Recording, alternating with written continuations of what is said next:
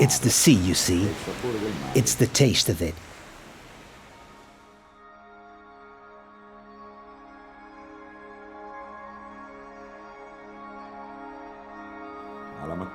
In the morning you get up early.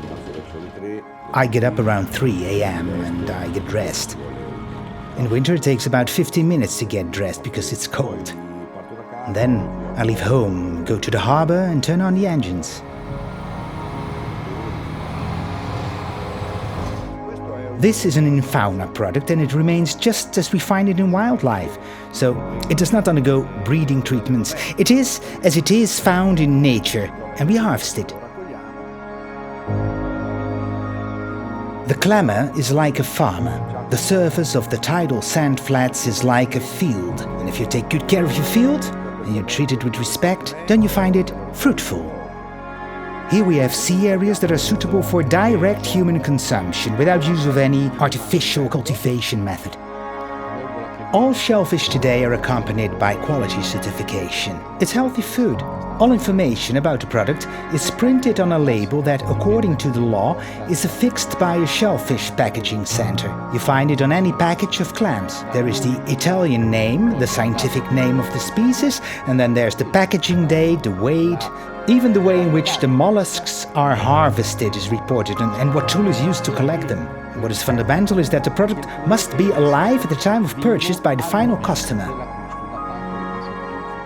We care about our clams. Many think that the fisherman does damage to his environment, and that's not true, he doesn't. The fisherman does not ruin anything.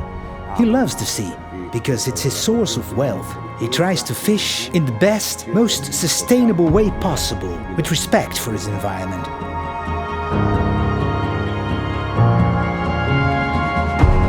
How does clam digging work? Well, actually, through a large rubber tube, pressurized water is introduced into the tool through a pump with a pressure of about 1.8 bar. The water comes out of the nozzles to move the sandy bottom and brings out the shellfish.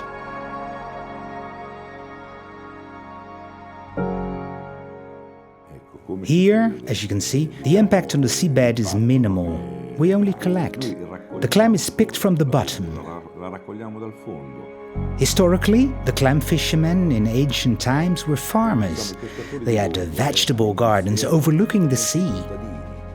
From the most ancient sources, doing research on old manuscripts, we find the first information on the name of this clam mollusk, which was not a clam, but in the Upper and Middle Adriatic was defined with the dialectal term peverazza or bibarazza, which can have two origins, poor food or food prepared with pepper.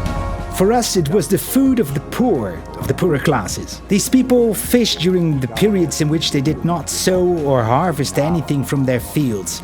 They were both clam diggers and farmers. At the beginning, fishing, before it became an economic activity, was done manually, where everyone participated: children, women, and elderly men. Today, however, there is a great deal of product ennobling. It's certainly worth having a look at the ancient culinary texts, where we find all kinds of information about this product. Therefore, it is apparent that it was also appreciated by the nobility and the bourgeoisie.